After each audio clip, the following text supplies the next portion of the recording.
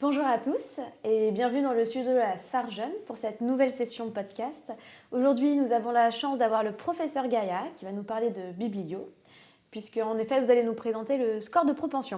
Absolument, merci beaucoup, merci de cette invitation. Et donc, en quelques 15 minutes, on va essayer de passer au travers de ce qu'il faut regarder, essayer de comprendre pour critiquer de façon constructive un article qui utiliserait des scores de propension. Donc, d'abord, il faut se poser la question de dans quelle situation on veut utiliser un score de propension. Et on va le revoir après, mais le score de propension, il est là pour essayer d'évaluer l'efficacité d'un traitement dans une étude observationnelle où on n'aurait pas contrôlé l'allocation de ce traitement. Mais, et c'est le propos le plus important peut-être au départ, pour dire que le gold standard et la façon la plus rigoureuse d'évaluer l'efficacité d'un nouveau traitement, ça reste l'essai thérapeutique randomisé. Et on va voir que les méthodes de score de propension ne sont pas une alternative, mais une méthode qui peut permettre d'avoir des informations supplémentaires sur l'efficacité d'un traitement par rapport à un essai randomisé qui reste nécessaire, encore une fois, pour avoir la preuve de l'efficacité en conditions expérimentales d'un traitement. C'est le point de départ, mais on sait bien aussi qu'il y a une différence possible d'efficacité dans la vraie vie. Et une des choses qui peut expliquer vraiment la différence d'efficacité observée dans une étude observationnelle versus un essai randomisé de l'efficacité d'un traitement, c'est la façon de recruter les patients. Dans un essai randomisé, vous allez comparer une intervention A, une intervention B. D'abord, vous avez un certain nombre de patients qui ne répondent pas aux critères d'inclusion dans l'essai. Puis après, il y a évidemment beaucoup de centres qui ne participent pas à l'essai et on sait qu'il y a là un biais quasi systématique. Ce sont des centres dits académiques, universitaires qui participent la plupart du temps aux essais et donc les patients qui sont pris en charge dans les autres centres ne sont pas inclus et donc probablement ce qu'on observe par rapport à la vie réelle peut être différent. Et puis on le sait aussi, il peut arriver qu'un investigateur choisisse de ne pas proposer à un patient qui est pourtant éligible de participer à l'essai, ce qui n'est pas de la bonne pratique mais qui existe. Et puis il y a les patients qui refusent eux-mêmes après avoir été informés de participer. Et finalement, vous gardez cette frange bleue de patients inclus, dont par rapport à l'ensemble du triangle qui est là et qui est les patients concernés par la pathologie et pouvant bénéficier du traitement, eh bien, des sujets inclus qui représentent une faible partie dont on peut se poser la question s'ils sont représentatifs de la population d'intérêt. Et donc, si on regarde rapidement les intérêts, les limites des essais randomisés d'un côté et des études observationnelles de l'autre, on vient de le dire, la différence elle est au départ. Dans un essai randomisé, on tire au sort le fait de recevoir ou pas le traitement, ce qui permet, et c'est ça la différence fondamentale, d'avoir des groupes comparables en tout point, au départ, en tout cas de l'essai, et ce qui permet de conclure quand on finit l'essai et qu'on observe éventuellement une différence ou une absence de différence de survie, en tout cas de survenue de l'événement d'intérêt, on peut conclure à un lien de cause à effet entre le traitement qu'on a évalué et la différence de suivi des patients. Toutefois, vous savez que ça nécessite évidemment beaucoup de moyens parce qu'il y a des conditions très strictes et codifiées d'administration du traitement et a priori des moyens financiers qui sont aussi très importants quand on se compare à une étude observationnelle. L'avantage, c'est de pouvoir inclure un grand nombre de patients dans les conditions habituelles de leur prise en charge. On dit que c'est le reflet de la vraie vie. On peut utiliser plus souvent des critères durs, donc moins fréquents, qui nécessitent plus de patients pour montrer une différence. En revanche, il existe des biais puisque les patients traités ou non traités ne sont pas comparables.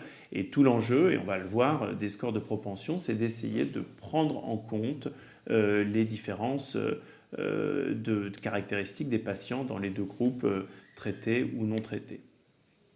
Et je vous prends un exemple ici de différence entre l'efficacité d'un traitement dans les essais versus dans les études observationnelles. Ici, c'est une méta-analyse de toutes les études observationnelles qui ont regardé l'intérêt de la protéine C activée dans ici le sepsis sévère. Et vous voyez qu'il y a un effet tout à fait bénéfique observé dans ces études, alors même que dans le dernier essai qui avait été fait sur ce médicament chez des patients en choc septique et pro-West shock, on observait une absence d'effet, ce qui a conduit d'ailleurs au retrait de ce médicament du marché. Et je trouve on pourrait discuter de savoir qui, entre guillemets, a raison entre ces deux réalités. Et en effet, est-ce qu'il n'y a vraiment pas d'effet du traitement, ou est-ce que quand on le fait, quand on l'évalue dans ces conditions réelles d'administration, et bien finalement on observe un effet bénéfique. Et on s'est intéressé à regarder les différences des caractéristiques des patients qui étaient traités par le médicament dans les essais randomisés versus les patients qui étaient traités dans les études observationnelles, toujours par protéine C activée. D'abord, ce que vous pouvez observer, c'est qu'on est capable d'avoir des informations sur beaucoup plus de patients. Là, il y avait près de 12 000 patients dans les études observationnelles, alors que finalement, le total des patients traités dans les 3 grands essais, c'était à peu près 3 000. Il y a un facteur quasiment de x4 entre les deux. Et on voit bien qu'il y a des différences d'utilisation du médicament, notamment le fait que les patients dans la vraie vie étaient plus sévères que dans les essais, et qu'on donnait ce médicament a priori plus tard dans la prise en charge des patients. Ce sont 2 facteurs au-delà du design des études qui pourraient expliquer cette différence d'effet. Toutefois, on a considéré, en tout cas les autorités ont considéré qu'il était pas relevant de le retenir pour traiter les malades. Il a donc été retiré, mais on voit là des grandes différences.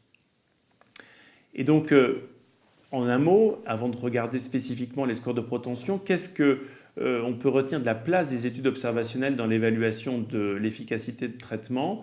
Eh bien, il y a des situations en fait très rares où la randomisation est impossible. On ne va pas détailler, mais même dans le cas des grandes urgences comme l'arrêt cardiaque, il y a des façons de randomiser, peut-être pas individuellement, mais randomiser par grappe des groupes de patients. Mais il y a des situations d'exposition au tabac, d'exposition à différents toxiques qu'évidemment on ne veut pas randomiser. Et dans ce cas-là, on va voir que l'étude observationnelle permet, est la seule possibilité d'avoir des informations sur l'association entre ces expositions et le devenir. La difficilement réalisable, je l'ai dit.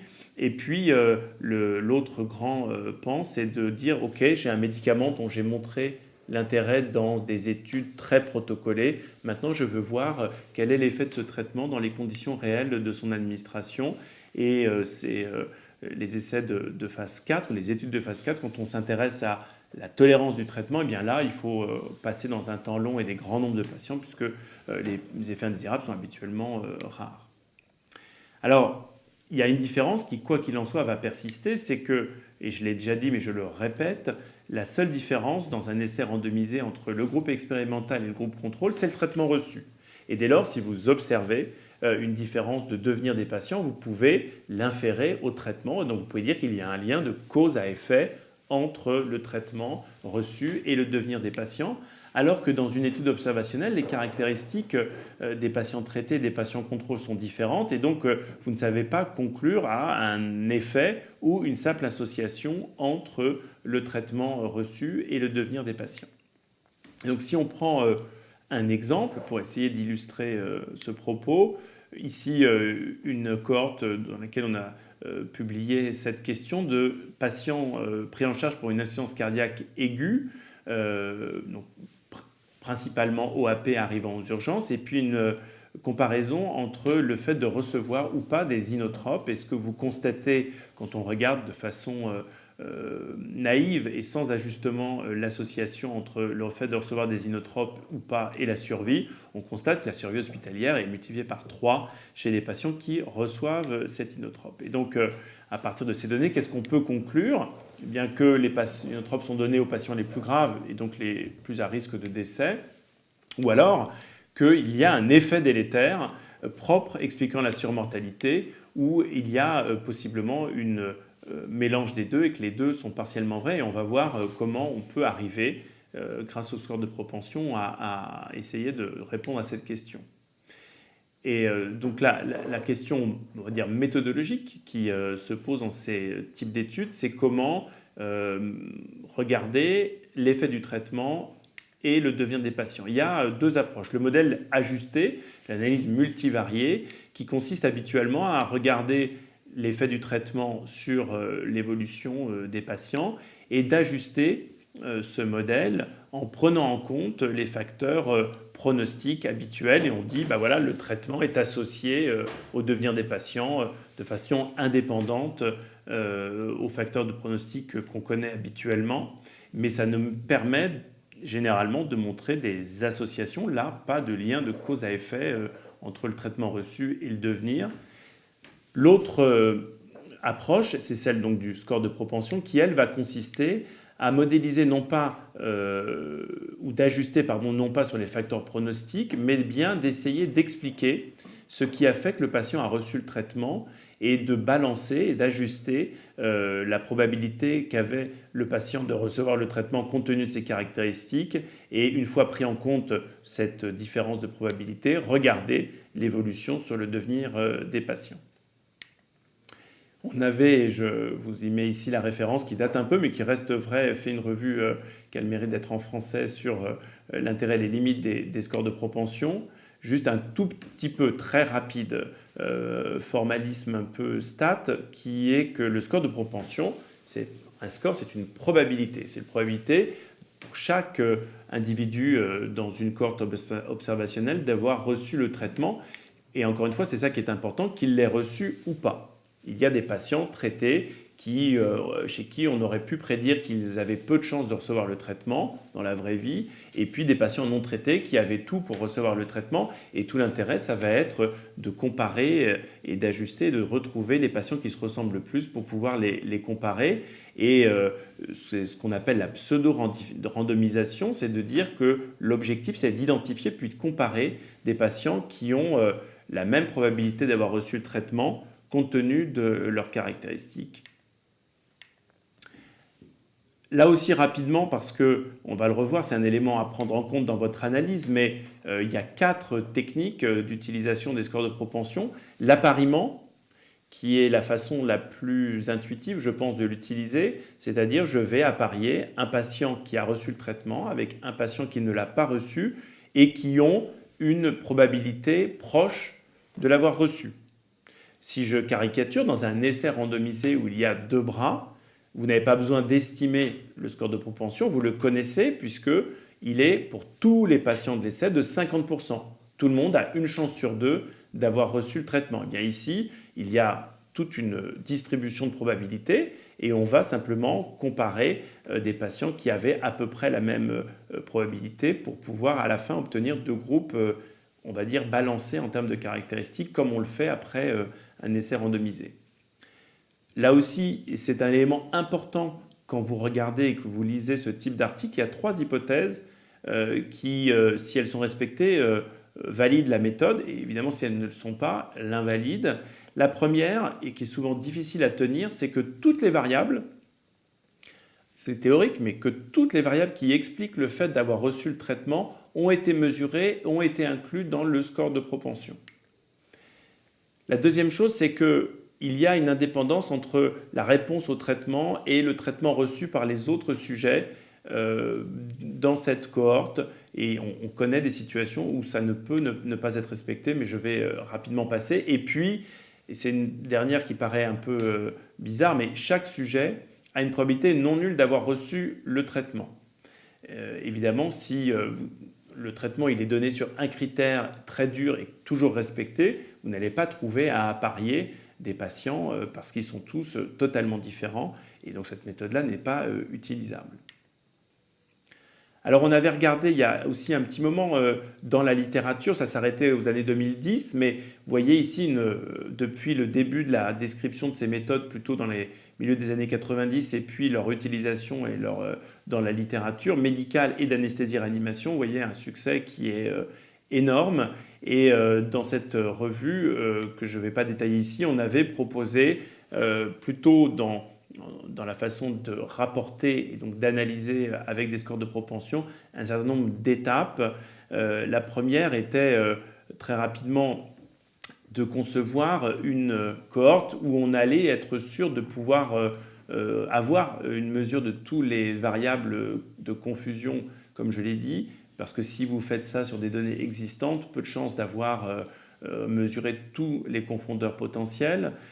On l'a dit, le modèle de score de propension, il est là pour expliquer l'allocation du traitement. Je passe sur les caractéristiques strictement statistiques. La troisième étape là, dans ce diagramme, c'était de vérifier une fois troisième et quatrième étape, c'est après avoir, et on prenait l'exemple le plus facile à percevoir de l'appariement sur le score de propension, il s'agit après de vérifier, et on va voir un exemple, qu'on a réussi à balancer les caractéristiques des deux groupes traités et non traités. Un peu comme on le fait et avec les mêmes règles qu'après un essai randomisé. Je suis sûr que vous avez tous maintenant ça parfaitement en tête. Vous savez, quand on fait un essai randomisé, il est recommandé, pour vérifier qu'on a correctement fait sa randomisation, de ne pas faire de tests statistiques pour comparer les deux groupes. On doit vérifier, on dit à l'œil, qu'ils sont globalement balancés pour ne pas avoir à multiplier les tests. Et puis surtout parce que ce qui vous importe, ce n'est pas de savoir que cette absence de différence ou ces caractéristiques proches des deux groupes sont généralisables, mais simplement dans cet échantillon particulier, est-ce que vous avez réussi à obtenir deux groupes identiques? Et bien là, c'est de la même façon quand vous faites un appariement ou même un ajustement sur le score de propension. Ce que vous voulez constater, c'est est-ce que les deux groupes que j'ai obtenus sont comparables sur les principales caractéristiques. Et si c'est le cas, vous pourrez regarder la différence de devenir et éventuellement faire un lien de cause à effet entre cette différence et le traitement reçu. Alors, je finis par un exemple qui est intéressant parce que on se pose la question régulièrement de savoir si la consultation d'anesthésie, ça sert à quelque chose. Et les Canadiens ont ça pour eux, que la consultation d'anesthésie n'est pas obligatoire. Et ils ont des grandes bases de données administratives et donc ils ont regardé dans presque 300 000 patients, dont simplement 40% avaient reçu une consultation d'anesthésie, s'ils étaient capables de détecter une différence de mortalité, voire une réduction de la durée d'hospitalisation chez les patients qui ont eu une consultation d'anesthésie. Et quand vous regardez, c'est petit, mais croyez-moi sur parole, eh bien effectivement, les patients qui ont eu une consultation d'anesthésie ne sont pas les mêmes que ceux qui n'en ont pas eu. Il y a plus de patients référés pour une chirurgie vasculaire, c'est des patients plus comorbides, et puis c'est des patients chez qui finalement on a fait plus de monitorage au bloc opératoire. Et donc c'est tout à fait ininterprétable de regarder leur survie après sans ajustement, puisque on aurait probablement l'effet de ces différences de caractéristiques dans l'estimation que l'on aurait. Et donc, ils ont choisi de faire de l'appariement sur le score de propension. Ils ont apparié de façon équilibrée. Donc, je suis passé vite sur les aspects purement statistiques, mais on peut faire un appariement de 1 pour 1, 1 pour 2 ou 1 pour 3. Ça, dépend de la taille et du déséquilibre de chiffres dans les deux groupes que vous avez au départ. Et puis, il y a ici un terme que vous reverrez si vous lisez ces articles de caliper, qui est, pour faire simple, la différence maximale de probabilité que vous acceptez entre deux patients que vous appariez. Parce que si vous ne mettez pas de limite, vous finirez par apparier tout le monde. Donc il faut accepter une certaine différence, mais pas trop, entre deux patients appariés. Et vous voyez ici qu'ils arrivent à apparier à peu près 2 fois 90 000 patients. Donc ils ont réduit la taille de l'échantillon. Ils ont vérifié après appariement qu'ils avaient réduit les différences. Ici, il y a ce qu'on appelle la différence standardisée, qui est une façon de mesurer sans faire de test la différence entre les deux groupes. Et vous voyez qu'après appariement, cette différence est beaucoup diminuée par rapport à l'imbalance qui existait avant appariement. Et donc, il faut considérer qu'ils ont réussi à obtenir 2 fois 90 000 patients identiques en tout point, en tout cas dans tout point qu'ils ont mesuré, et ils ont pu regarder la différence entre ces deux groupes. Ce qu'on peut constater en termes d'outcome, pour parler un peu du fond, c'est que globalement, ces patients qui ont eu une consultation d'anesthésie ont été plus explorés en préopératoire, plus d'échographie, et ont bénéficié de plus souvent d'anesthésie locorégionale, d'analgésie locorégionale. Ici, c'était la péridurale. En revanche, on n'observe pas de différence de mortalité quand on compare l'ensemble de ces patients, y compris 1 an. Toutefois, quand vous regardez, la durée de séjour est raccourcie pour l'ensemble de ces patients. Et quand vous vous intéressez aux patients à haut risque cardiovasculaire, eh bien, il y a même, et c'est quand même un fait extraordinaire, une diminution de la mortalité à 1 an chez les patients qui ont eu une consultation d'anesthésie. Donc, ceci doit nous motiver à poursuivre cette activité et à la faire de manière la plus qualitative, évidemment. Donc rapidement, pour faire la synthèse de ce que j'ai essayé de brosser ici, la première chose quand vous êtes en lecture d'un article qui rapporte des méthodes de score de propension, c'est de se regarder la pertinence de l'approche méthodologique. C'est-à-dire, est-ce que je suis dans une situation où l'effet de mon traitement est connu dans des essais randomisés et je veux le regarder dans la vie réelle, ou est-ce que c'est une situation où manifestement je n'aurais pas pu faire d'essais randomisés, et donc là les scores de propension ont toute leur place et viennent apporter de l'information supplémentaire. La seconde chose à regarder, c'est comment a été construit le score de propension, et donc est-ce qu'il y a bien eu une réflexion sur comment j'identifie, comment je recueille, comment j'inclus toutes les variables qui sont censées expliquer le fait d'être traité ou pas. Et je les ai bien mises dans ce score de propension.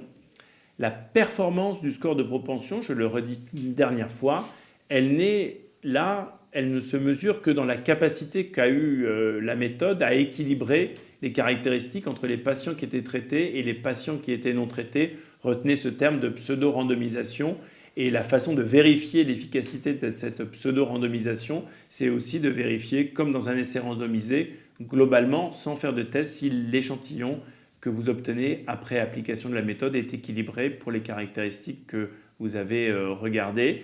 Et puis derrière, effectivement, il y a, comme toujours, une extrapolation qui dépend des critères d'inclusion, de la qualité de la méthode, de la validité externe qui permettent de mesurer tout l'impact que peuvent avoir ces méthodes dans la pratique. Et on peut, dans certaines conditions, avoir des études observationnelles de très grande qualité utilisant ce type de méthode qui change la pratique. Il n'y a pas exclusivement que les essais randomisés. Je vous remercie beaucoup pour votre attention. Vous avez ici mon mail, donc n'hésitez pas si vous avez des questions à m'écrire. J'essaierai de vous répondre dans un délai acceptable. Merci beaucoup. Merci beaucoup, professeur Gaïa, pour votre présentation. Vous avez réussi en 15 minutes à nous clarifier le score de propension. On a envie d'en savoir plus, peut-être une prochaine fois. Merci à tous ceux qui suivent nos podcasts et puis à très bientôt. Merci beaucoup.